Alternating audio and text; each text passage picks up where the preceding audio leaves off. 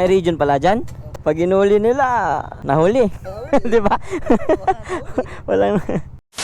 Malupit yung gasolinahan dito mga paps eh. Dito sa Iba.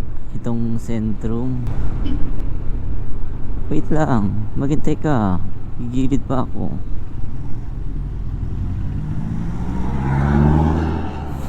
Nagalit eh. Ito Sentrum. Magkabilaan mga paps. Ayun sa kabila meron pa. Dito. Green 200. Thank you.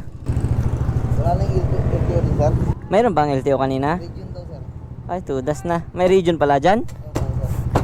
Pwede, Pakilawak ang bungan daw, sir. pwede naman siguro tong Crocs. Siguro, sir. Pag inuli nila, nahuli.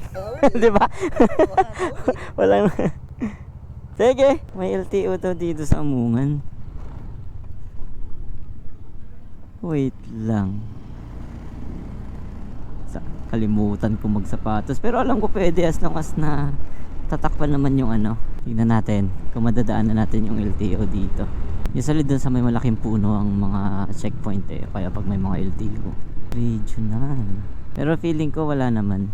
Ah, ayun nga. Meron. Kita ko na. Pero pag wala naman probable cause, hindi tayo paparahin. Namamara sila. Hindi lang hindi lang naman puro wheels ang hindi naman puro motor ang pinapara. Regional nga. Hindi naman.